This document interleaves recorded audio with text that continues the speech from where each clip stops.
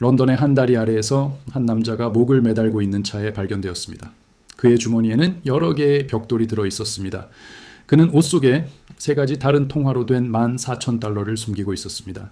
그의 이름은 로베르토 칼비였습니다. 언론은 그를 하느님의 은행가라고 불렀습니다. 그러나 그는 교회가 고용한 사람이 아니었습니다. 대신 그는 세금도 없고 소유주도 없으며 규제도 없는 금융기관에서 일했습니다. 이곳은 종교사업연구소였으며 바티칸 은행으로 더 잘 알려져 있습니다. 이는 지구상에서 가장 사적인 금융기관이었습니다. 이곳은 높은 돌담으로 보호되는 중세시대의 타반에 자리 잡고 있었습니다. 이 은행에는 자동 현금 인출기가 없었습니다.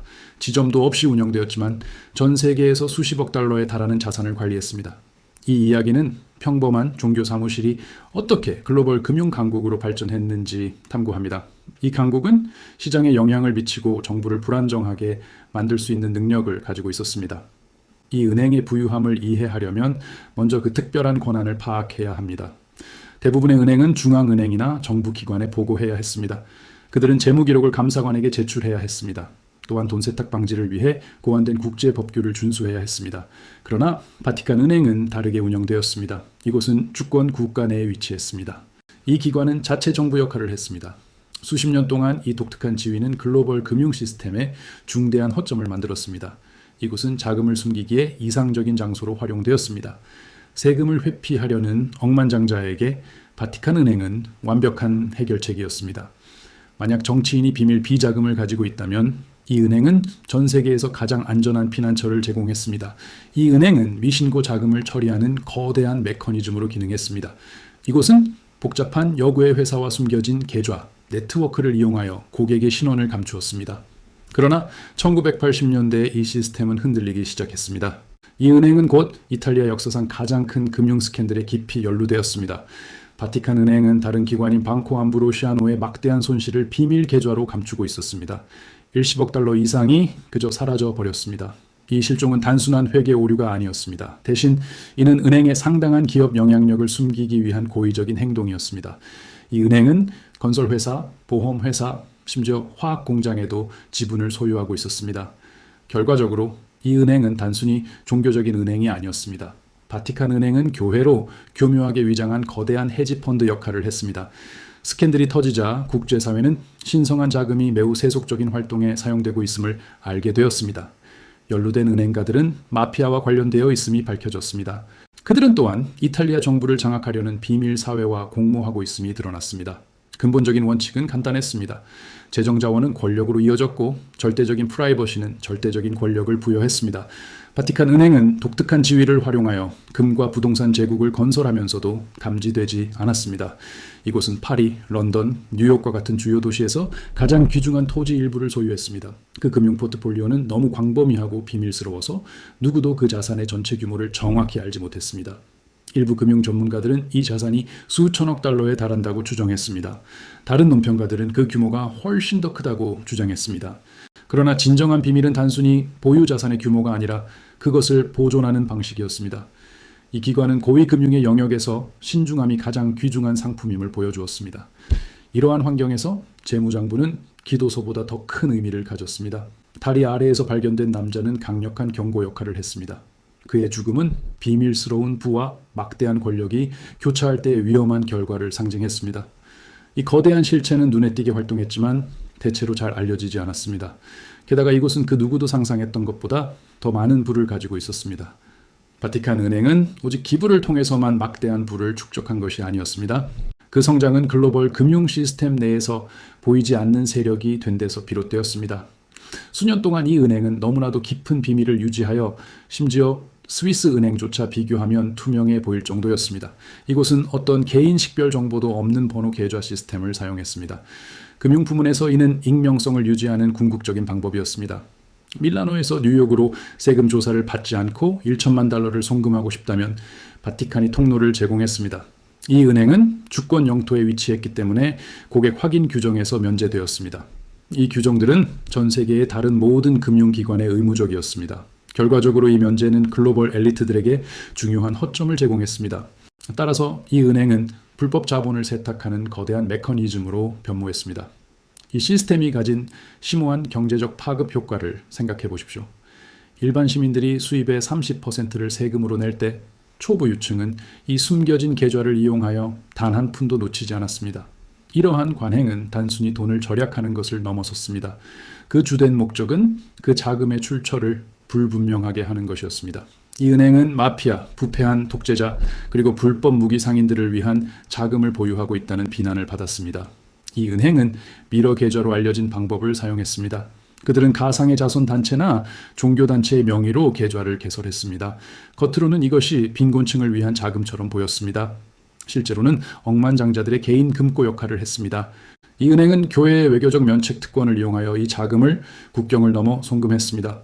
은행 특사의 여행 가방은 공항에서 전혀 검사받지 않았습니다. 그 금융거래는 글로벌 감시 기관에 의해 한 번도 포착되지 않았습니다. 실제로 이곳은 전 세계에서 아무런 감시 없이 수십억 달러를 이동시킬 수 있는 유일한 은행이었습니다.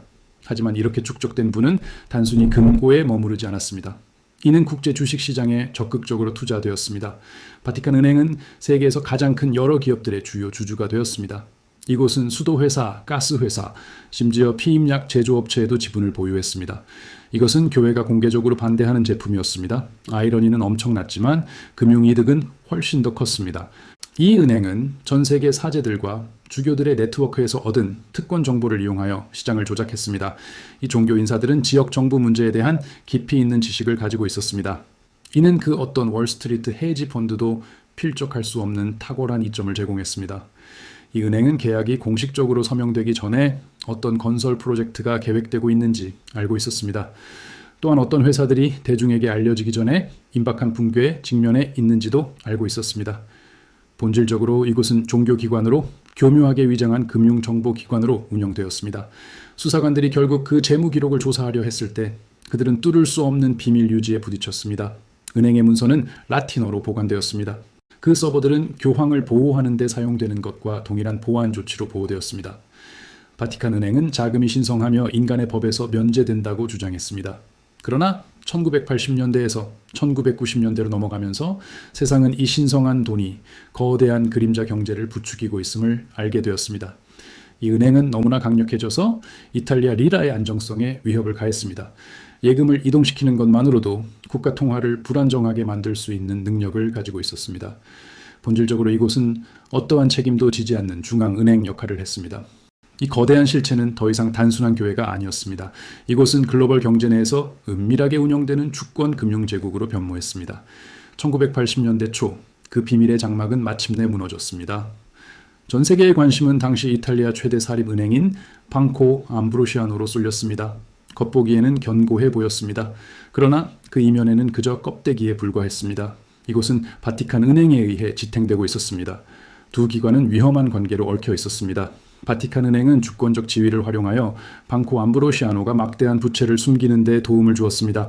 그들은 파나마와 룩셈부르크의 유령 회사 네트워크를 설립했습니다. 이 회사들은 명목상으로만 존재했습니다. 직원은 고용하지 않았습니다. 물리적인 사무실도 없었습니다. 유일한 존재는 은행 계좌를 통해서였습니다. 바티칸 은행은 이 유령 회사들에게 위로 서한을 제공했습니다.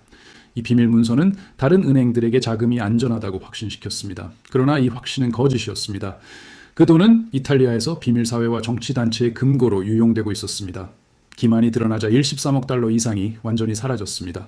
이것은 단순한 재정적 손실이 아니었습니다.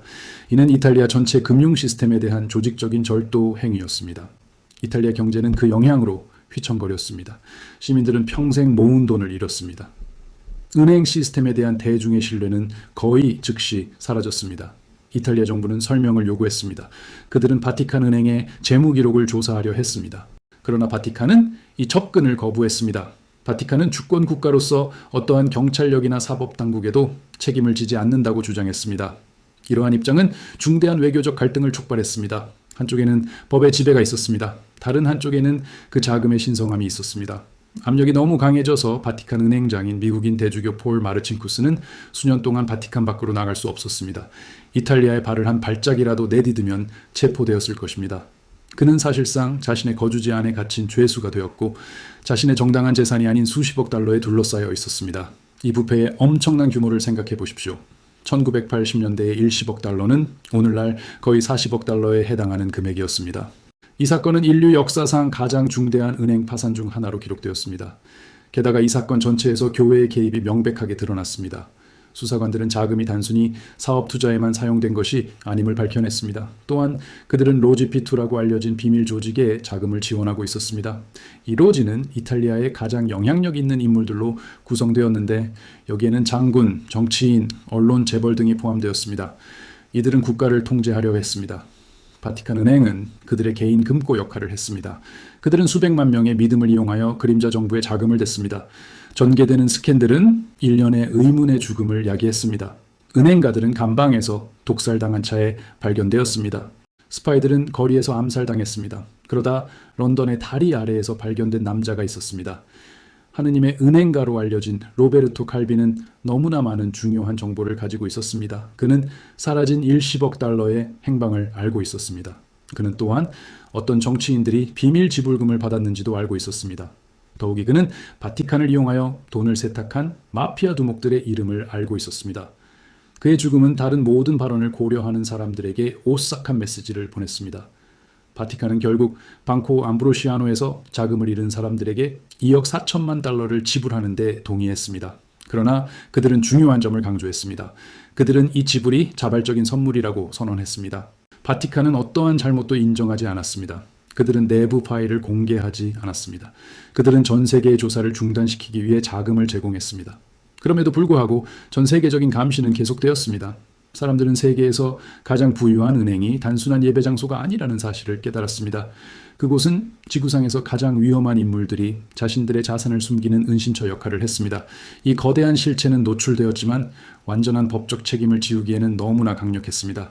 바티칸 은행의 가장 중요한 비밀은 시칠리아 마피아와의 거래였습니다. 이것은 단순한 소문이 아니었습니다. 이는 가혹하고 부인할 수 없는 재정적 현실을 나타냈습니다. 1980년대 동안 마피아는 국제 마약 거래로 수십억 달러를 벌어들였습니다. 그러나 마피아는 중대한 도전에 직면했습니다.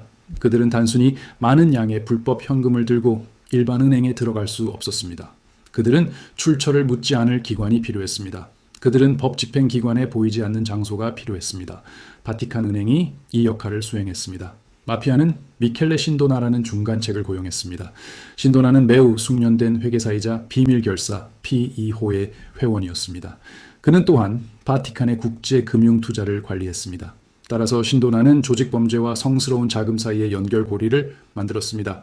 팔레르모와 뉴욕 거리의 돈이 바티칸 계좌로 흘러 들어갔습니다. 이 돈은 전 세계 교회의 합법적인 기부금과 섞였습니다.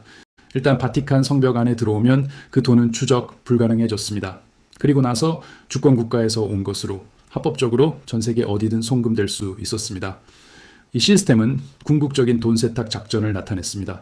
이 은행은 세계에서 가장 위험한 범죄자들의 비공개 파트너 역할을 효과적으로 수행했습니다. 모든 길거리 마약 거래를 통해 바티칸 은행은 송금 수수료로 잠재적으로 적은 퍼센트를 벌어들였습니다. 이 도덕적, 재정적 재앙의 심각성을 생각해 보십시오. 교황이 공개적으로 범죄를 비난하는 동안 그의 은행 기관은 범죄 기업들이 번성할 수 있는 수단을 제공했습니다. 이탈리아 정부는 이러한 활동에 대응하려고 시도했습니다. 그들은 바티칸의 막대한 부동산 보유에 세금을 부과하고 은행 계좌를 조사하려고 했습니다.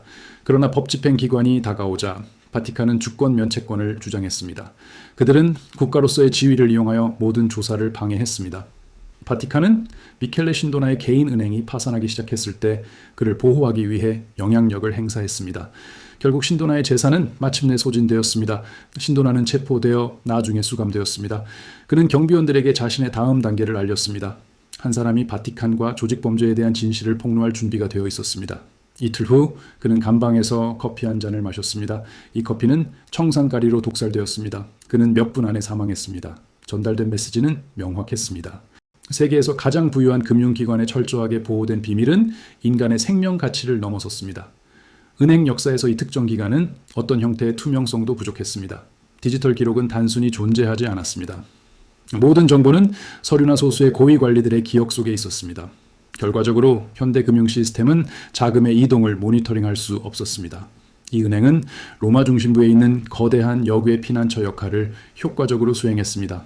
이곳에서 수십억 달러가 간단한 합의와 종교적 축복만으로도 거래될 수 있었습니다. 이러한 배열은 막대한 경제적 파급 효과를 낳았습니다. 바티칸 은행은 수십억 달러가 시스템을 통해 이동하도록 허용했습니다. 이는 세금이나 적절한 감독 없이 발생했습니다. 이러한 관행은 세계 경제를 왜곡했습니다. 이 기관은 엄청난 부자들을 도왔습니다. 다른 사람들에게 적용되는 규정을 우회하도록 허용했습니다. 이는 세계 금융 틀에서 중요한 허점을 나타냈습니다. 바티칸 내부에 숨겨진 모든 달러는 그만큼 적은 달러였습니다. 이는 필수 인프라를 구축하는 데 사용될 수 없었습니다. 여기에는 도로, 학교 또는 병원이 포함됩니다. 이러한 중요한 서비스는 부가 발생한 국가에서 필요했습니다. 이 은행은 단순한 종교기관으로서의 역할을 초월했습니다. 세계에서 가장 큰 헤지 펀드들과 적극적으로 경쟁했습니다. 다른 투자 펀드와 달리 이 은행은 이사회가 없었습니다. 또한 책임져야 할 주주도 없었습니다. 유일한 권위는 교황이었습니다. 오랫동안 교황들은 은행이 신성한 목적에 봉사한다고 들었습니다. 그들은 조직 범죄 연결을 알지 못했습니다. 또한 숨겨진 계좌나 사망한 은행가들에 대해서도 몰랐습니다. 이 강력한 기관은 독립적으로 운영되었습니다. 그것은 영향력에 대한 욕구와 비밀 유지에 대한 절대적인 헌신에 의해 움직였습니다. 수십 년 동안 바티칸 은행은 감시의 면역이라고 생각했습니다.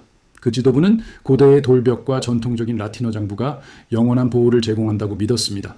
그러나 2000년대 초반 디지털 시대가 마침내 따라잡았습니다. 내부 고발자의 시대가 시작된 것입니다. 대규모 비밀 문서 폭로가 나타났습니다. 이 사건은 바티릭스로 알려졌습니다. 이는 광범위한 언론의 주목을 받았습니다. 처음으로 대중은 유명 인사들의 이름을 보았습니다. 여기에는 영화배우, 정치인, 억만장자들이 포함되었습니다. 그들은 세무당국으로부터 재산을 숨기기 위해 교회를 이용하고 있었습니다. 유럽연합의 압력이 강화되었습니다. 전 세계 은행감독 기관들도 감시를 강화했습니다. 이러한 기관들은 바티칸의 국제결제 시스템 접근을 차단하겠다고 위협했습니다. 그들은 또한 바티칸 통화를 국경 너머에서 가치없게 만들겠다고 위협했습니다. 이는 재정적 사형 선고에 달하는 것이었습니다. 이 강력한 기관은 궁지에 몰렸습니다. 2013년 새로운 영적 지도자가 등장했습니다. 바로 프란치스코 교황이었습니다. 프란치스코 교황은 은행이 교회의 명성을 심각하게 해치는 해악이라고 인식했습니다. 그는 전례 없는 조치를 취했습니다. 이전 교황 중 누구도 감히 그런 일을 수행하지 못했습니다. 그는 세계 유수의 회계법인에서 외부 감사관들을 초청했습니다. 그들은 은행 운영에 대한 완전한 접근 권한을 부여받았습니다. 그는 그들에게 모든 숨겨진 유령, 모든 감춰진 그림자, 그리고 모든 거짓을 밝혀내도록 지시했습니다. 그들의 발견은 충격적이었습니다. 감사관들은 수천 개의 계좌를 식별했습니다. 이 계좌들은 종교적 목적과 아무런 관련이 없었습니다. 그들은 또한 개인들을 위한 계좌를 발견했습니다. 이 사람들은 50년 동안 로마에 거주하지 않았습니다. 더욱이 그들은 비활성 또는 휴면 계좌를 발견했습니다. 이것들은 엘리트들을 위한 불법 자금 이체를 용이하게 했습니다. 프란치스코 교황은 포괄적인 정화를 시작했습니다. 단 몇 년 만에 은행은 거의 5천 개의 의심스러운 계좌를 폐쇄했습니다. 9세대 경영진은 해고되었습니다. 런던과 뉴욕에서 전문 은행가들이 영입되었습니다. 이 전문가들은 현대 금융 규정 준수를 이해했습니다. 은행은 자산을 투명한 환경, 사회, 그리고 거버넌스 등급 투자로 재배치했습니다. 이는 재정적 불투명 시대의 종식을 향한 약속을 보여주었습니다. 그러나 그렇게 복잡한 역사를 가진 기관이 진정으로 정화될 수 있을까요? 심지어 지금도 바티칸 은행은 강력한 부의 요새로 남아 있습니다. 그것은 50억 달러 이상의 유동 자산을 계속 관리합니다. 이 은행은 또한 전 세계적으로 막대한 양의 금과 부동산을 보유하고 있습니다. 일부 금융 전문가들은 현재 이 은행이 전 세계적으로 가장 투명하다고 주장합니다. 이는 전례 없는 외부 감시 때문입니다. 반대로 다른 사람들은 비밀이 단순히 그림자 속으로 더 깊이 숨어들었다고 주장합니다. 내재된 교훈을 생각해 보십시오. 이 은행은 권력을 추구하는 데 있어 돈이 궁극적인 종교적 의미를 지닌다는 것을 보여주었습니다. 그것은 가장 존경받는 기관조차도 추적 불가능한 부의 유혹에 굴복할 수 있음을 드러냈습니다. 바티칸 은행은 크게 변화했습니다. 그러나 그 심오한 유산은 지속됩니다. 그들의 행동은 역외 금융에 대한 전 세계적인 인식을 바꿔놓았습니다. 그것은 월스트리트의 주요 금융기관들을 교육했습니다. 그들은 자금을 숨기는 방법을 정확히 배웠습니다. 여기에는 유령 회사와 자선 재단을 이용하는 것이 포함되었습니다. 그 고대 기관에서 완성된 방법들은 여전히 사용되고 있습니다. 초부 유층은 오늘날에도 그것들을 계속 사용합니다. 이 강력한 기관은 더 이상 런던에서 은밀하게 운영되지 않습니다. 또한 조직 범죄와의 은밀한 거래도 피합니다. 대신 그것은 보다 전통적인 모습을 채택했습니다. 현대 디지털 금융 네트워크에 통합되었습니다. 그러나 1980년대에 사라진 수십억 달러의 미스터리는 여전히 해결되지 않고 있습니다. 금 비축량은 지속됩니다. 방대한 토지 소유권도 견고합니다. 더욱이 세계에서 가장 사적인 은행의 영향력은 매일 세계 경제에 계속 영향을 미칩니다. 우리는 개인정보 보호가 줄어드는 세상에 살고 있습니다. 그러나 엘리트들의 재산은 점점 더 모니터링하기 어려워지고 있습니다. 바티칸 은행의 이야기는 경고 역할을 합니다. 권력은 결코 완전히 사라지지 않습니다. 그것은 단지 그 모습을 바꿀 뿐입니다.